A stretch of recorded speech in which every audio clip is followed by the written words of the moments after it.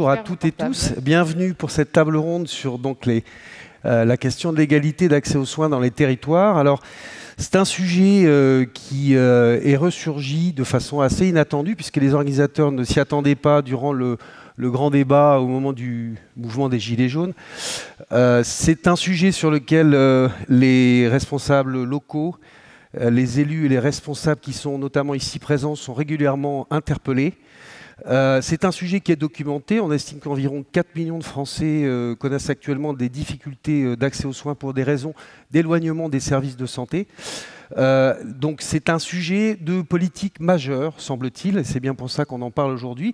Les inégalités de santé, ce n'est pas simplement une question géographique, c'est aussi une question sociale, pas tellement économique, puisqu'on a un des systèmes d'assurance maladie parmi les plus équitables au monde, mais davantage un problème d'accès à l'information, de compréhension de cette information. On sait par exemple que les indicateurs de santé sont nettement moins favorables pour les populations les plus défavorisées. Voilà, donc c'est encore un sujet de responsabilité majeure pour les décideurs. Aujourd'hui, nous avons 3 catégories de décideurs qui sont forcément concernés en direct par ces questions. Philippe Vigier, vous êtes député centriste d'Eure-et-Loir. Thomas Deroche, vous êtes directeur de l'ARS Normandie. Et Xavier Bertrand, vous êtes président de la région Hauts-de-France. Thomas Deroche, je vais commencer avec vous, puisque l'ARS, c'est, je dirais, l'autorité naturelle, institutionnelle pour ces questions d'accès aux soins. Ça fait partie de vos missions régaliennes. Alors peut-être nous faire un petit constat sur ce que vous voyez en Normandie, une région je dirais, assez contrastée en la matière, avec des zones d'habitat et de densité médicale très variables. Premièrement, qu'est-ce que vous constatez? Et deuxièmement, que peut faire l'ARS aujourd'hui? Que faites-vous pour lutter contre ces problèmes d'inégalité? Merci. Alors, ce qu'on constate en Normandie, c'est en arrivant une région effectivement très hétérogène, comme beaucoup de régions. Il y a 2 CHU et autour des CHU, il y a forcément une bonne densité médicale. Et puis, dès qu'on s'éloigne et dès qu'on va dans les départements qui en sont dépourvus, la difficulté se fait plus vite ressentir. Aujourd'hui, en termes de levier d'action, ce qu'on sait, c'est que, et on sort d'une crise, alors je ne vais pas parler du Covid aujourd'hui, on essaye de parler d'autre chose, mais quand même un mot là-dessus. Le Covid et la crise sanitaire que nous avons dû gérer tous ensemble avec les collectivités, avec les entreprises, avec les professionnels de santé, a montré que les seules solutions qui vaillent en matière de réponse en santé, c'était évidemment les solutions collectives. Alors, une ARS, c'est fait pour essayer d'améliorer, de protéger la santé des habitants. C'est la première et unique mission d'une ARS. Évidemment, quand on pense ARS, on pense budget, on pense réglementation, on pense autorisation. Tout ça ne sont que des outils, des moyens au service d'un sujet, d'une action qui est l'amélioration de la santé des habitants.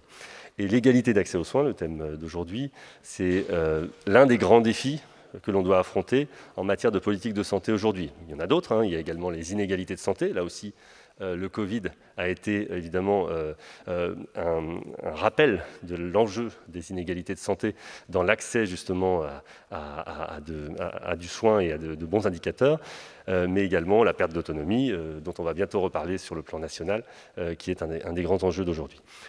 Une ARS, ça doit être concret. Une ARS, ce n'est pas le répétiteur de la politique de santé nationale, c'est l'instance qui doit s'efforcer avec ses partenaires de mettre en œuvre et d'atteindre des résultats concrets pour les habitants. Et elle ne peut pas le faire, encore une fois, sans l'appui de tout le monde. Excusez-moi. Donc, je vais essayer de ne pas vous décrire de grandes stratégies, de ne pas vous dire, voilà, c'est quoi le bon cadre de gouvernance de la politique de santé. Je pense que c'est un vrai sujet, mais je voudrais parler d'exemples concrets. C'est quoi l'action concrète que l'on peut faire pour améliorer cet accès aux soins entre les territoires qui sont en difficulté d'accès aux soins, ceux qui ne le sont pas, entre les habitants qui y ont accès facilement et ceux qui n'ont pas cet accès facile. En réalité, ma conviction, c'est tout simplement que, quel que soit le cadre réglementaire, technique, financier qui nous régit, en réalité, lorsqu'on veut faire une politique de santé efficace, lorsqu'on veut résoudre des problèmes d'accès aux soins, il y a des grands débats, hein, la liberté d'installation, j'imagine qu'on en reparlera, mais lorsqu'on veut contribuer à l'accès aux soins, en général, on trouve la bonne voie de passage, la bonne articulation, la bonne cohérence d'action entre les différents acteurs. Donc j'aurai 2 axes. Le premier, c'est la formation, parce que la formation des professionnels de santé, c'est la manière la plus comment dire, porteuse qui soit pour réussir cette greffe entre les professionnels de santé et un territoire. En réalité, c'est une politique évidemment très partagée avec les collectivités territoriales. Et puis l'innovation, puisque après tout, lorsque on est exposé à des questions de pénurie dans l'accès aux soins, de pénurie de professionnels de santé, évidemment, on doit mobiliser tous les leviers de l'innovation pour réussir à créer du service, créer de l'accès, malgré la contrainte. Normalement, notamment technologique et numérique, mais c'est un sujet qu'on abordera peut-être en fin de table ronde, si vous voulez bien.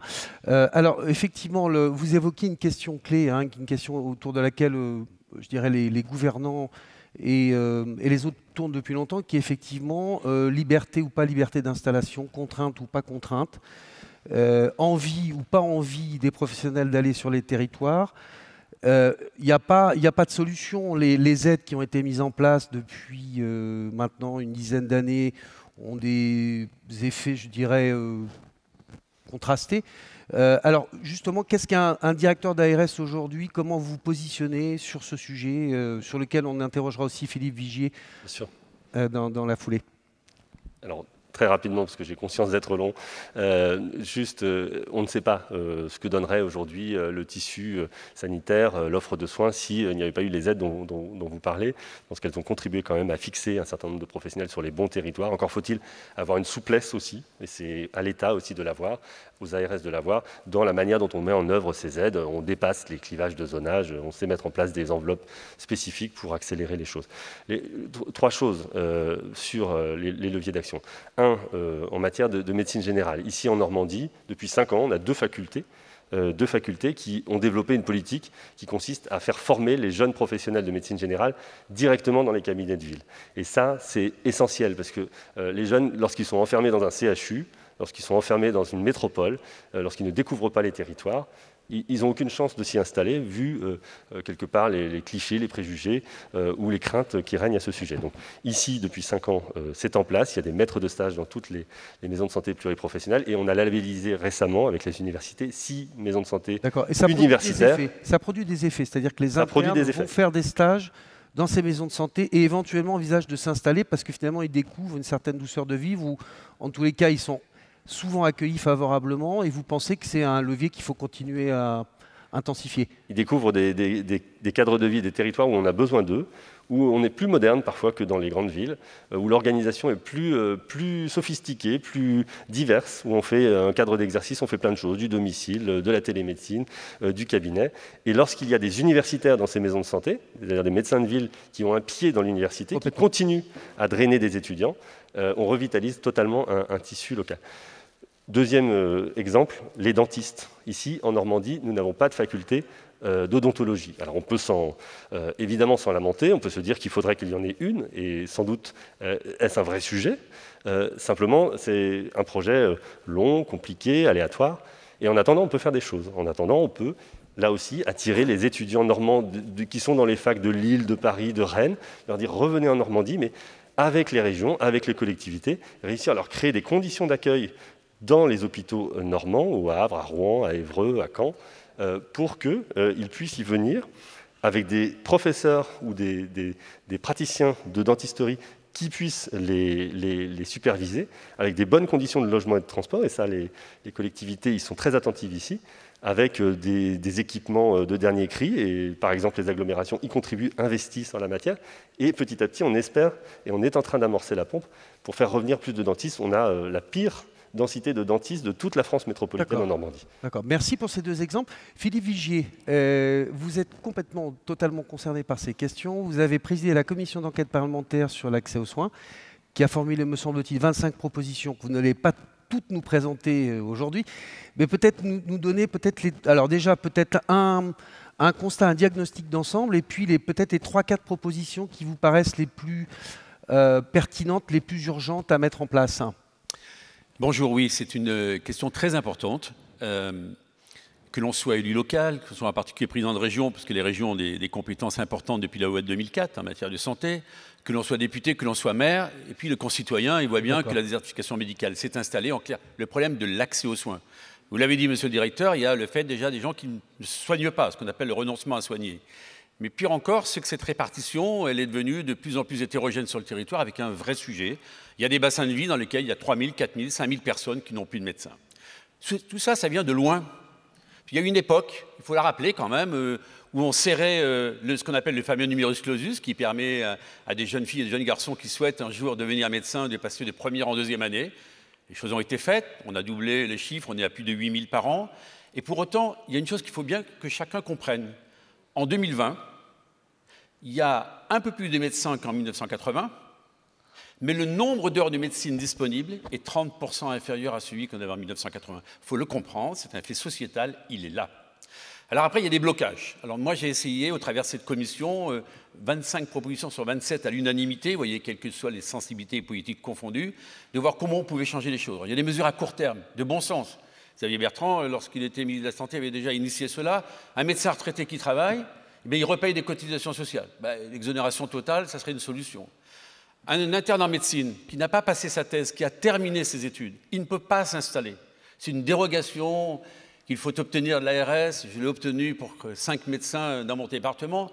Il ne peut pas poser sa plaque. Il ne faut pas laisser cela en l'état. Les médecins étrangers, c'est un gros mot, il ne faut jamais en parler.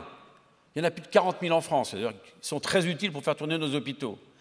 Il y en a 10 000 qui pourraient passer ce qu'on appelle la PAE, qui permet de vérifier, c'est une sorte de VAE, chacun connaît le mot VAE. Validation des acquis d'expérience, c'est ça. Voilà, ouais. Et qui leur permettrait d'aller travailler en ville. Ah non, on passe d'abord 3 ans à l'hôpital pour vérifier qu'on a les vraies compétences avant même d'aller travailler en ville. Donc vous voyez, ces médecins étrangers, il y en a à peu près 10 000 que l'on pourrait régulariser. Vous avez les médecins qui sont des médecins remplaçants, parce qu'on s'installe de plus en plus tard, je parle devant des étudiants, pour des raisons personnelles, familiales ou autres. Eh bien, ces médecins remplaçants, il faudrait qu'ils aient un vrai statut. Mais si je veux vous remplacer, il faut que j'écrive au Conseil de l'Ordre, que je demande l'autorisation. On pourrait faire un mode déclaratif beaucoup plus simple. Nous, les collectivités, on demande de la simplification. Si on fait la somme de toutes ces petites mesures, c'est près de 10 000 médecins qu'on pourrait projeter immédiatement dans les territoires, sans pour autant aller faire de la coercition. Je le dis d'autant plus... Avec un bémol, c'est où vont s'installer ces 10 000 s'il n'y a pas des facteurs d'attractivité pour aller dans les zones désertes? Alors après, il y a les conditions d'attractivité, mais je vais en dire un mot, mais je pense que Xavier Bertrand le fera encore mieux que moi, sur la façon dont les collectivités se sont mobilisées depuis longtemps. La deuxième chose que je tiens à dire, c'est qu'il y avait, habituellement, vous savez, si je prends un exemple d'athlétisme, lorsque vous avez une piste, vous avez des couloirs qui sont cloisonnés par des bandes blanches. Avant, le public et le privé ne se parlaient pas. Le Covid nous amène à penser quand même que cette communauté médicale formidable où public et privé se sont remplacés, se sont aidés. Moi, je suis favorable, monsieur le directeur de l'ARS, à ce qu'il y ait des groupements de santé de territoire et non des groupements hospitaliers de territoire, que tout le monde soit en réseau. Il y a eu 2 mois quand même jusqu'à ce que le public se tourne vers le privé. Il y a eu 2 mois difficiles, mars. Je parle sous le contrôle de Thomas qui était au cabinet à l'époque. Je vais prendre un exemple très simple. Vous êtes médecin spécialiste, vous êtes ORL, vous travaillez à l'hôpital, donc au Havre. Vous souhaitez aller travailler en pratique avancée, donc en clair, dans une petite ville, vous ne pouvez pas le faire avec un double statut. Donc ça, il faut le changer. Ensuite, il y a la réforme des études médicales. J'espère qu'on va nous interroger là-dessus. Franchement, pour passer de première en deuxième année, il faut vraiment avoir la tête bien faite sur les maths, mais arrêtons tout ça. C'est en train de changer, ça. Hein, oui, c'est ce qu'on appelle l'alterpassé. Voilà. On ne va pas rentrer dans les trucs compliqués. Bien sûr. Il faut le généraliser plus encore. Et enfin, la découverte des territoires. Vous savez, moi, j'ai fait mon internat à Paris, puis je suis allé m'installer à Châteauneuf en Eure-et-Loire. Vous êtes biologiste, hein, c'est ça? Bon. Ouais. Pourquoi? Parce que j'ai trouvé des gens accueillants, j'ai trouvé une ville où il y avait une vie associative riche, il y avait un lycée, il y avait de quoi, certainement, y parcourir une belle vie. Et donc, là-dessus, les collectivités déploient beaucoup d'efforts, mais surtout que les stages, dans le cadre de l'internat, parce que j'ai écrit dans mon rapport parlementaire, il fallait sortir les médecins des murs du CHU. J'ai fait ça en liaison avec mon doyen, le doyen Dio, qui est patron de l'ensemble des doyens de France pour l'Observatoire en matière de santé, de manière à ce que les internes puissent aller passer 6 mois, 1 an, même plus maintenant, 18 mois, voire 24 mois. Mais là, on a un autre problème. Il nous manque des maîtres de stage. Et oui. Maître de stage, c'est une responsabilité. C'est un médecin qui accepte de former quelqu'un. Il est payé au lance-pierre, excusez-moi l'expression, alors que c'est du temps, former quelqu'un, le parrainer, se faire accompagner, bref. Eh bien ça, on a balbutié. Et enfin, une dernière disposition qui a très bien marché, ce qu'on appelle les contrats d'engagement de service public. Marisol Touraine avait lancé ça, et ça permettait quoi? À des jeunes. Il faut regarder aussi le niveau sociétal de celles et ceux qui deviennent médecins. S'offrir 9 ans, 10 ans, 11 ans d'études, c'est beaucoup d'argent. Et donc, en signant un contrat avec l'État, avec une fac, eh bien, avec ce contrat d'engagement de service public, vous êtes rémunéré pendant vos études, ce qu'on fait pour Polytechnique, hein. On n'a rien inventé. Et donc, j'ai proposé qu'on le revalorise, mais avec une clause de retour, en clair, une fidélité au territoire que vous avez fait confiance. Donc, il y a des vraies possibilités, il y a des vraies mesures un peu courageuses à prendre, sans rentrer dans la coercition et en tenant compte du fait qu'ils ne veulent pas vivre la vie que certains ont pu mener avant eux. D'accord, donc effectivement, vous proposez de mettre de l'huile dans les rouages qui existent, premièrement, et deuxièmement, effectivement, d'aller affecter les moyens là où il faut, hein. On pense par exemple à la maîtrise de stage, la rémunération des maîtres de stage. Merci. Alors Xavier Bertrand, Philippe Vigier disait que les régions des compétences en matière de santé, mais pas tant que ça finalement, pas beaucoup. Et alors justement, je vais... Ah non, pas tant que ça. Hein. Voilà, je vais me retourner vers Orens qui avait une question à poser à Xavier Bertrand sur effectivement ce que peut faire un président de conseil régional. Orens. Oui, alors en fait c'est un peu sur la décentralisation. Et ce qui m'intéressait, c'est de savoir, vous, comment dans votre région vous aviez fait en matière d'action publique pour attirer des médecins. Et donc, parce que j'avais vu que dans le Parisien, vous vantiez la décentralisation. Mais alors pourquoi vouloir accéder à des fonctions en 2022, des fonctions présidentielles? Qu'est-ce que vous feriez si vous accédiez à des fonctions aussi centralistes que celles de Paris, dans les territoires? Il pose les questions que je ne vous ai pas posées. Hein. Bon, je ne vais pas répondre à celle-là, alors je suis désolé. Non, parce que, je vais vous dire, un projet santé dans les années qui viennent, ça s'impose, mais pas pour 2022, pour rebâtir un système de santé pour au moins les 10 années qui viennent. Et moi, je dois faire comme si j'avais jamais été ministre de la Santé. Parce que j'étais ministre de la Santé la première fois, voilà plus de 15 ans. Ça fait un siècle. Et si je repars exactement avec ce que j'ai fait à l'époque, ce que je pensais à l'époque, je suis sûr de me planter. Parce qu'il faut essayer d'avoir un temps d'avance. Et donc, c'est pour ça que je vais donc revenir sur cette question précise d'aujourd'hui. Pourquoi je suis pour la décentralisation? Parce que celui qui décide en matière de santé, c'est lui. C'est lui. C'est l'État. C'est l'État. Et moi, président de région, j'accompagne, je fais des trucs, je demande, mais c'est ce monsieur qui décide. Et c'est comme ça aujourd'hui en France. Alors j'ai été ministre de la Santé, je ne suis pas en train de dire aujourd'hui qu'il faut le contraire, je pense qu'il y a une répartition des rôles à avoir entre ce que fait l'État, ce que décide l'État, ce qu'impulse l'État, et comment ensuite on cherche à être efficace. Je ne vais pas faire du Philippe Vigier dans le texte, je connais bien Philippe, on est complices parce qu'on a siégé ensemble à l'Assemblée, pas sur les mêmes bancs, et on a toujours eu la même vision. Mais aujourd'hui, si on veut être efficace, il faut que l'État fasse bien ce que sont ses missions essentielles et stratégiques, notamment en termes de crise sanitaire, peut-être qu'on y reviendra tout à l'heure. Et ensuite, il faut demander à ceux qui sont le plus proches du terrain. Le plus proche du terrain, c'est les maires, les intercommunalités. Et ensuite, ce sont les autres niveaux de collectivité. Enfin, moi, à titre personnel, je suis pour qu'il y ait un couple maire-intercommunalité et un couple département-région. Et pour moi, ça devrait être exactement le même élu. Parce que si c'est ça, vous avez de vrais partenariats qui peuvent être noués. Je pense que, même si le monsieur qui est là, il a des moyens, pardonnez-moi, pour tenir la maison. Or, aujourd'hui, on a besoin d'investir dans la santé, on a besoin d'investir, j'en parlais avec Jacques Attali tout à l'heure, la technologie sera certainement l'une des clés de l'avenir, mais alors bon sang, dans le domaine de la santé, si on fait une croix sur l'humain, on n'a rien compris à ce qu'était le système de santé à la française. Or, si je veux rendre les choses attractives, moi aujourd'hui, pardonnez-moi, on veut ouvrir une maison de santé, l'expérience, peut-être pas vous, parce que vous venez d'arriver, et c'est 30 réunions, 3 ans de procédure pour toucher 3 cacahuètes à la fin. Non mais c'est ça le problème. Et donc l'enjeu derrière, c'est que si on nous donne davantage la main, on peut aller plus vite. Et plutôt que de réinventer la roue, prenez les idées de Philippe. C'est des idées toutes simples qui sont prêtes à être mises en œuvre tout de suite. Ce que je pense aujourd'hui, c'est qu'il y a toute une philosophie qui ne dit pas son nom, qui tente à montrer que l'incitation, ça ne marche pas et que la seule façon de faire, c'est de flinguer la liberté d'installation. Et de dire, hey, vous êtes gentils, c'est quand même des études qui sont payées par l'État, donc si c'est payé par l'État, on vous installe là où il faut s'installer. Je pense que si c'est ça, il n'y en a plus beaucoup qui vont faire médecine. Parce que la médecine, c'est un colloque singulier entre le professionnel de santé, le médecin, et le patient. C'est la liberté de prescription. Et c'est aussi la liberté d'installation. Et si on commence à flinguer la liberté d'installation, vous allez vous dire « Ah ouais, d'accord, puis demain, ça va être la liberté de prescription.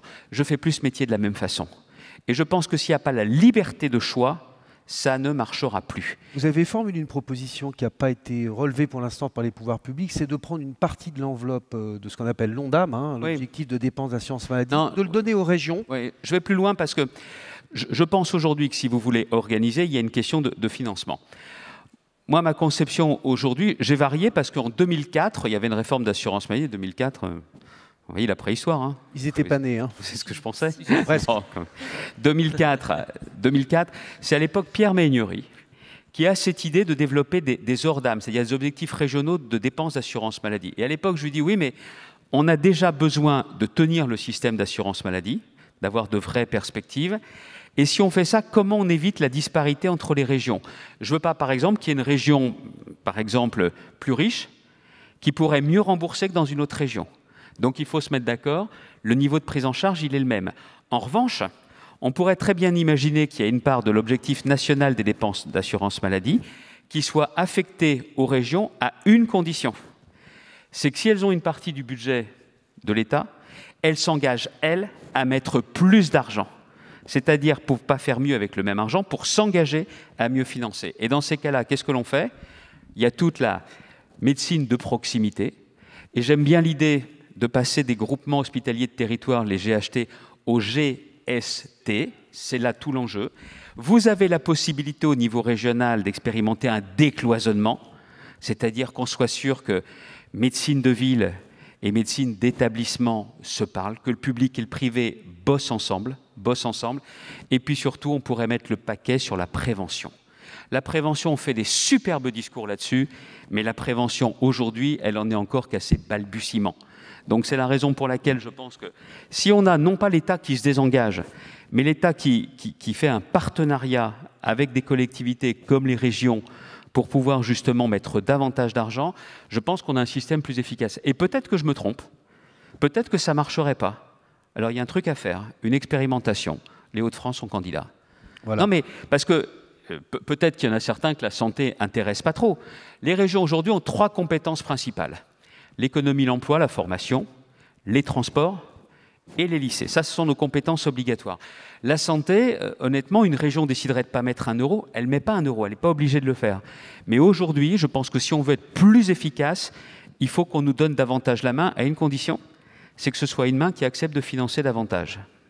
Philippe, vous vouliez compléter, je crois, ce que dit... Je voulais dire un mot parce que Xavier Bertrand a dit quelque chose d'essentiel, c'est comment, au plus près, on gère mieux, me semble-t-il, l'accès aux soins de l'ensemble des habitants d'un territoire. J'avais fait une proposition, vous savez que le classement de l'internat, c'est un classement national.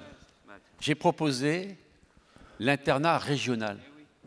À l'époque, moi, quand j'ai passé les internats, il y en avait 3. On choisissait les régions dans lesquelles on allait, on le passait. Mais qui est mieux placé qu'un président de région, à qui on donnerait une partie des responsabilités, à qui ça exigerait... Expliquez quand même à l'audience qui ne sait pas pourquoi. Simple. Un internat, on décide le nombre de places par spécialité médicale. C'est ça qu'il faut préciser. C'est très facile parce qu'on peut anticiper. On a des statistiques, on connaît l'âge des médecins, on sait qui partira à la retraite dans 1 an, dans 2 ans, dans 3 ans. Donc on peut prévoir la sortie des effectifs et les besoins ressentis de la population et les adapter par bassin. C'est ça. Si on manque cruellement d'ophtalmo, on ouvre plus de places d'ophtalmo dans la région. Absolument. Voilà. Dans ma région Centre-Val de Loire, dans laquelle nous manquons cruellement de médecins et de spécialistes.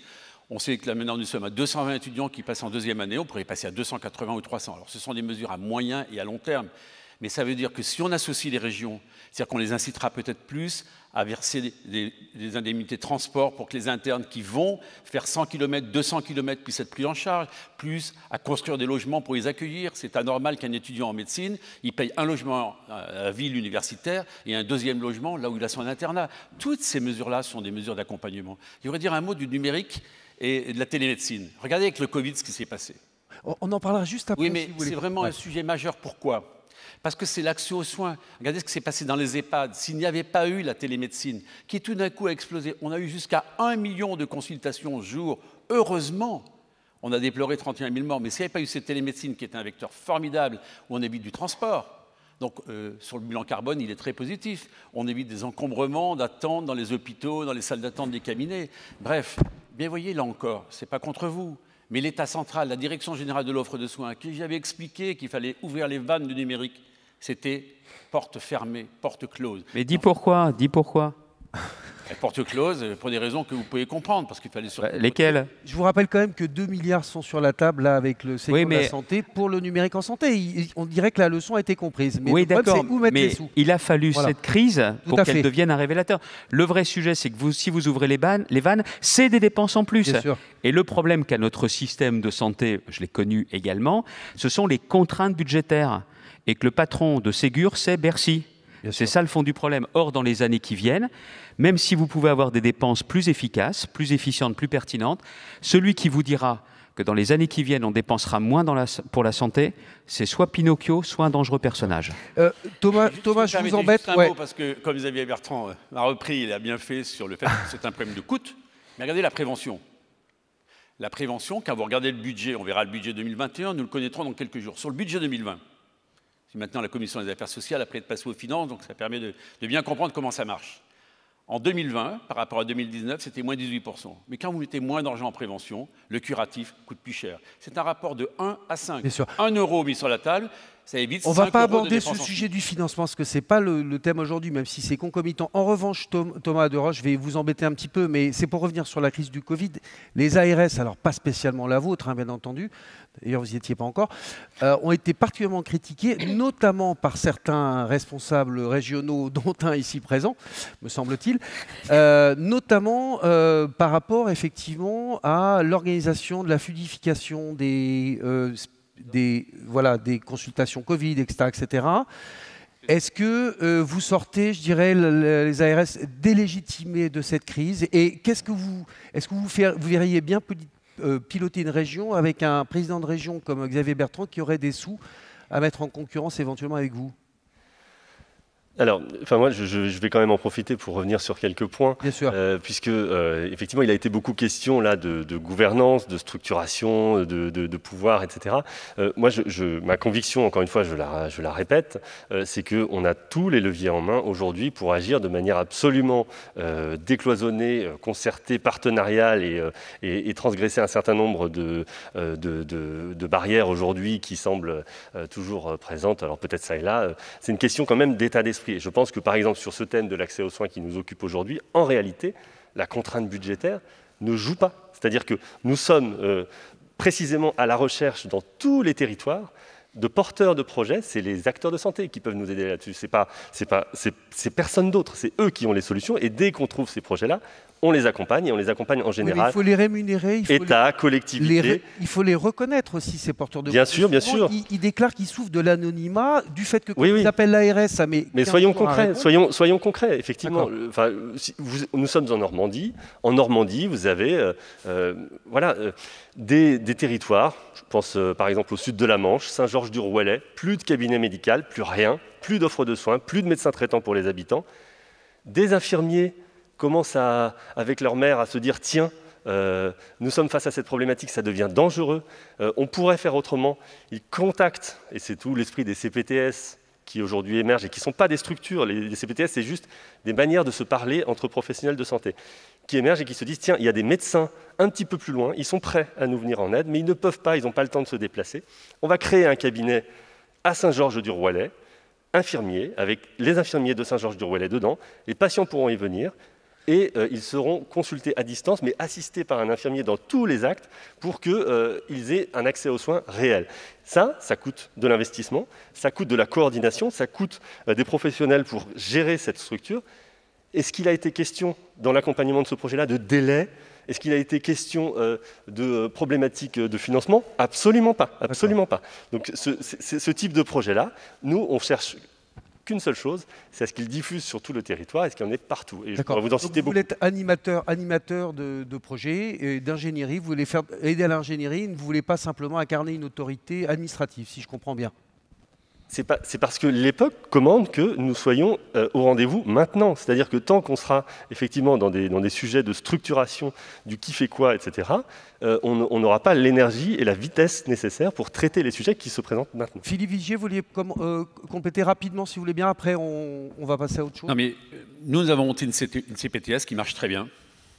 Heureusement que je suis allé chercher... Alors CPTS, communauté territoriale des professionnels de santé. santé, en clair, du médecin, infirmier, kiné, soignant, tout le monde peut être là, travailler en réseau. Et qui font le lien entre le médical et le médico-social également. Médical, médico-social, voilà. Ça a été très compliqué. Et qui mènent des projets de parcours de soins pour qu'il n'y ait pas de rupture de prise en charge. On prend en charge à un moment où vous avez une urgence, comment vous avez un dossier médical partagé, comment on trouve la meilleure solution appropriée à tout instant. C'est ça le sujet. Et franchement, j'aimerais avoir un directeur comme vous, parce que je vous assure que je mets un peu d'énergie dans les choses. Pour l'animation de la CTPS, c'est un boulot plein temps.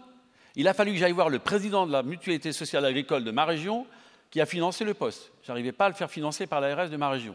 Quand même compliqué. Je vous assure, j'étais avec eux lundi soir encore en réunion à Châteauneuf, mais ça vous prend un temps fou. Faire un dossier numérisé de manière à ce que chaque patient, il l'ait autour du cou, comme les gamins qui prennent l'avion, on sait d'où vous êtes, qui est le médecin vous avez vu, quel traitement vous avez en cours, mais parce qu'on est obligé de faire ça. Pour une autre raison, c'est que le dossier médical partagé, il n'est pas complètement accessible à l'heure actuelle, alors qu'on devrait l'avoir. Vous avez tous une carte bleue dans les poches, eh bien, vous n'arrivez pas encore, à l'heure où je vous parle, à avoir toutes vos données de santé numérisées avec un accès crypté en fonction de votre niveau de formation et il y a 20 millions de DMP, de dossiers médicaux. Et la troisième chose sur la télémédecine, parce que je vous assure que moi j'ai un territoire qui est pourtant à 120 km de Paris, où c'était un véritable enjeu, avec 10 habitants au kilomètre carré sur certains territoires. Vous voyez que c'est très peu. Eh bien, la télémédecine était la seule réponse pour que je puisse avoir l'agrément par l'ARS. Ça a été 4 mois de combat, et on y est arrivé. Idem, tu as 4 mois, tu as du bol. Oui, Xavier, j'aime, mais si tu veux, c'était le seul moyen parce qu'il y a une réponse sanitaire. Donc, ce n'est pas contre vous, c'est un problème d'organisation, mais que ceux qui sont sur le terrain, eh bien, soient en responsabilité déclinée. On peut parler des tests si vous le voulez, parce que... Oui, malheureusement, excusez-moi Philippe, mais c'est parce que je voudrais qu'on parle un peu de télémédecine avec Juliette et Arthur. Encore 2 petites minutes, juste une question un peu brutale. Xavier Bertrand, est-ce qu'il faut supprimer les ARS? Non. D'accord. Vous avez dit pendant le Covid que vous préfériez que ce soit géré par les préfets plutôt que par les ARS. Non, attendez, mélangez pas tout. D'accord. Les ARS, c'est pas moi qui les ai mis en place. Moi, je bossais avec les ARH. C'est pas la réforme. Je pense qu'elles sont devenues trop grandes à gérer trop de choses. Combien vous êtes de personnes sous votre autorité? 350. Bon, c'est plus chez nous, on n'a pas la même population, mais quand même. Et là où c'est difficile pour les ARS, c'est d'avoir une implantation territoriale départementale qui permette d'être de vrais relais. Nos délégués départementaux, ils en réfèrent forcément au DG de l'ARS.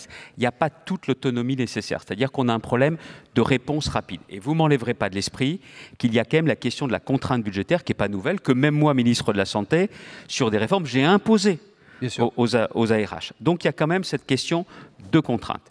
Après, il y a un autre sujet, c'est qu'il faut organiser les soins. Mais moi, par exemple, si on me propose de prendre la présidence du conseil de l'ARS, honnêtement, si c'est juste pour faire la potiche, c'est ce qui est prévu par le Ségur de la Santé. Oui, d'accord. Mais effectivement, les élus locaux vont intégrer les ARS, mais bon, si c'est pour... Mais ça, c'est de la flûte, ça sert à rien. Si c'est juste pour aller siéger, vous présidez, et vous avez un siège où vous en avez 3-4... Mais si vous avez une partie de l'objectif de dépense que vous allez abonder, comment vous allez le dépenser? Vous allez le faire en adéquation avec l'ARS ou de façon concurrentielle? Si on fait une expérimentation, admettons qu'on fasse confiance aux élus locaux dans ce pays en ce moment. Admettons. Vous voyez, on vient de loin, mais admettons. Je suis prêt à signer une charte de partenariat pour montrer ce qu'on va faire. Et après, on verra avec ce que font les Hauts-de-France. Ça marche un peu, beaucoup, passionnément, pas du tout. Voilà, c'est ça que je demande aujourd'hui d'expérimenter. Et on a besoin d'avoir une organisation en région. C'était les ARH, Agence régionale d'hospitalisation. C'est les ARS. Que des hôpitaux. Là où j'ai un sujet, c'est sur la gestion des crises sanitaires. Bien sûr. Parce que sur la gestion des crises sanitaires, je pense qu'il y a une autorité dans le pays qui est capable d'être la vraie colonne vertébrale pour les crises sanitaires, c'est la préfectorale. Pourquoi? Parce que quand il y a des crises, et j'ai eu à préparer les plans de pandémie en 2005-2007, le ministère de la Santé n'est compétent que jusqu'à un certain stade.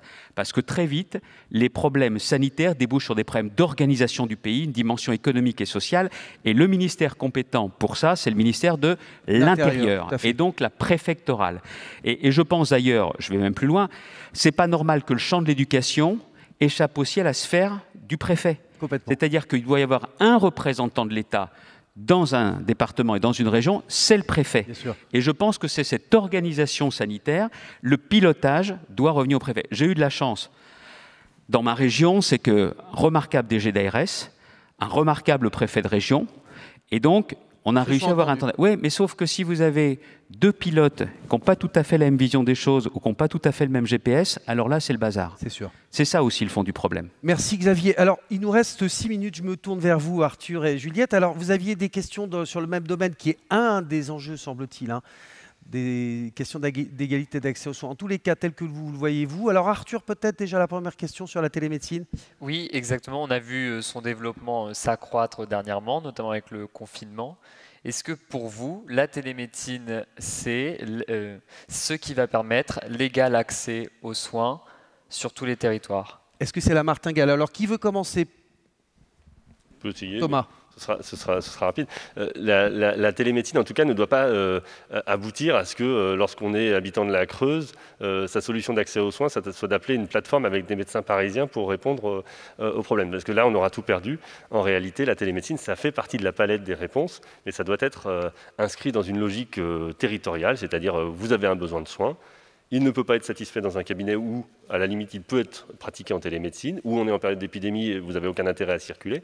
Là, la télémédecine est proposée prioritairement par les médecins de votre territoire. Mais effectivement, la télémédecine avec la crise sanitaire, c'est ce qui a permis d'assurer la continuité des soins malgré la paralysie du pays. C'est ce qui a permis aux EHPAD en particulier d'éviter de faire circuler leurs résidents dans des conditions très dangereuses pour eux. Et en fait, on a fait un saut qualitatif effectivement très important. Alors la population générale, mais surtout les populations les plus vulnérables des EHPAD ont fait un saut qualitatif grâce à la télémédecine. Donc pour elles, oui, je dirais que c'est vraiment quelque chose de déterminant. Et en Normandie, à la fin de cette année, on sera à 55% des EHPAD de la région qui seront équipés en solutions, pas des solutions smartphone, des vraies solutions de télémédecine complètes.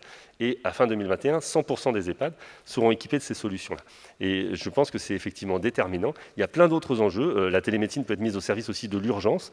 Dans les territoires où vous n'avez pas la possibilité d'accéder à des soins non programmés, quand vous avez une semi-urgence, une personne âgée isolée qui est chez elle, elle appelle le SAMU, on ne comprend pas trop ce qu'elle a, on se dit on ne va quand même pas l'emmener jusqu'à l'hôpital où elle va peut-être avoir des troubles, un glissement, quelque chose associé même à son parcours hospitalier. Eh bien, vous pouvez, c'est ce qu'on est en train de construire aussi dans la Manche, avoir un vecteur, une voiture, une unité d'urgence de télémédecine avec quelqu'un qui sera formé à ça, un assistant, qui ira au domicile, envoyé par le SAMU, et qui fera toutes les constantes avec un médecin à distance, et il pourra repartir en donnant la prescription du médecin, la première dispensation de médicaments. Et voilà, c'est une manière d'inventer du temps médical. Effectivement, le temps médical manque, il faut l'optimiser, il faut en faire bon usage, et la télémédecine permet de faire ça. Sachant que je précise quand même qu'un des intérêts de la crise du Covid, c'est que ça a surtout appris la valeur d'usage aux patients et aux médecins de la télémédecine qui jusqu'à présent n'en voyaient pas l'intérêt globalement, hein. Donc effectivement c'est important. Et il y a un deuxième point qui est important aussi, me semble-t-il, c'est qu'on n'en parle jamais, mais la télémédecine peut être une solution d'accès aux soins pour des populations empêchées. Je pense par exemple à la télémédecine en prison, ou alors sur une autre problématique majeure qui est la problématique des déserts en santé mentale également, hein, parce que ça fait partie des projets thématiques importants. Philippe Vigier, dans votre territoire, la télémédecine, c'est la solution pour lutter contre les déserts? Ce n'est pas la seule solution, c'est une solution, je ne dirais pas des choses très différentes de ce qui vient d'être dit à l'instant. Je l'ai expliqué tout à l'heure pour les EHPAD, c'est un levier absolument considérable. Après, il y a des nouveaux métiers qui arrivent. Il faut accompagner les gens vers les cabines de télémédecine. Bien sûr. Donc ça, je le dis pour les jeunes qui sont là, ce sont des beaux métiers. Parce que je vais prendre un exemple, l'accident vasculaire cérébral. Si par télémédecine, on peut identifier qu'on sait que vraiment on a affaire à un cas extrêmement urgent, et on sait que la thrombolyse du caillot, elle doit se faire dans les 3 heures en général, pour ne pas avoir de séquelles, voilà un exemple absolument formidable. Xavier Bertrand, il faisait référence tout à l'heure. Pour des raisons financières, on avait bloqué la télémédecine. Là, elle s'est épanouie. Qu'elle reste une dernière raison, enfin, un dernier élément très important à mes yeux, c'est que pour la télémédecine de qualité, donc des images de qualité, il faut du débit, du très haut débit de qualité. Et là, on revient. C'est pour ça que tant qu'il n'y aura pas plus de coopération, de décentralisation et qu'on fasse confiance aux acteurs locaux entre l'État et les coupes régions-départements, ce sont eux d'ailleurs qui ont pris en charge cela, on ne sera pas plus efficace. Donc voilà, je voudrais dire. On a besoin de la 5G, pas forcément, hein. Pour la télémédecine. Non, la 5G, c'est l'étape d'après. Mais vous savez, déjà la 3G, c'est bien parfois. Exactement. Et la 4G encore plus. Juste un point sur la question de la télémédecine. Il faut aussi que la télémédecine ne soit pas seulement déshumanisée. C'est-à-dire qu'il faut quelqu'un qui accompagne. Nous, on a lancé un partenariat avec AXA, un partenariat public-privé. Et on a notamment, en accord avec les professionnels libéraux, on a infirmière, un infirmier, qui justement accompagne les gens pour ne pas laisser. Parce que le problème qu'il y a, c'est pour lire et pour adapter, il faut aussi qu'il y ait du monde qui soit de l'autre côté. Et là, on se retrouve aujourd'hui avec la question de la surcharge de travail. Et l'autre point sur l'inégalité territoriale, ne nous trompons pas. Nos concitoyens, contrairement à ce qu'on dit, ne veulent pas un CHU partout. La seule vraie crainte, c'est sur la question de l'urgence médicale, ce que Philippe a dit tout à l'heure.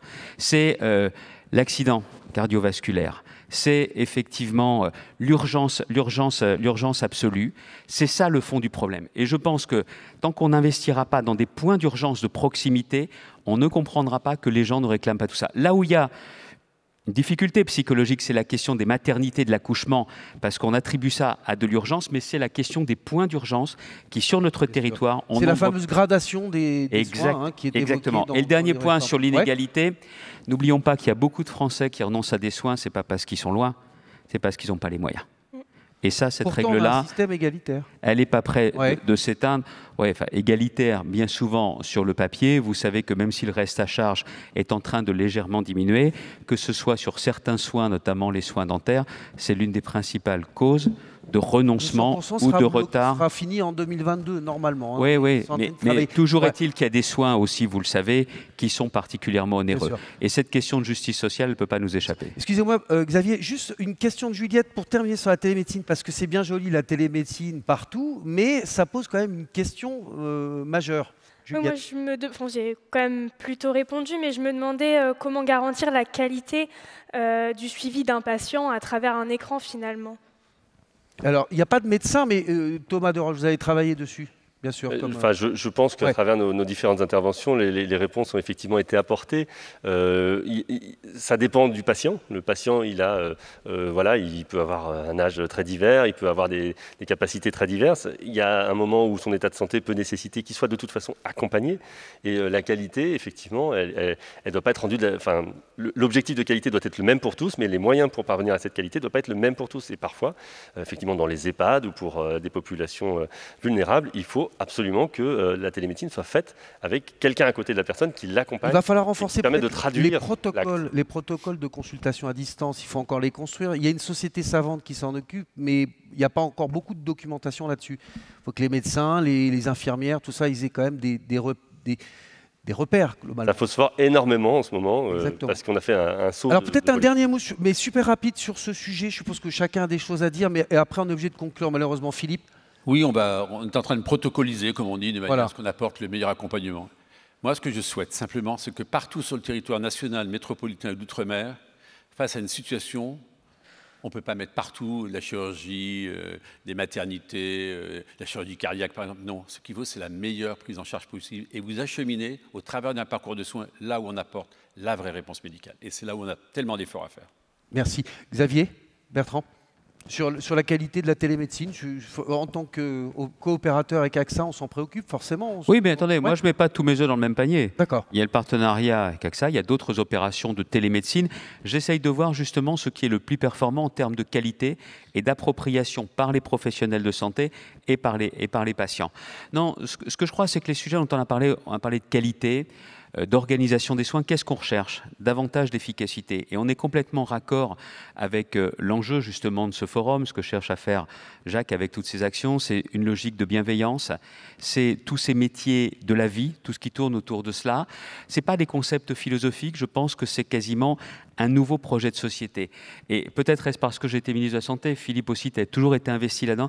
Ce sont des sujets qui sont inversement proportionnels à l'appropriation par les décideurs politiques. Que ce soit des territoires à énergie positive ont besoin de la santé.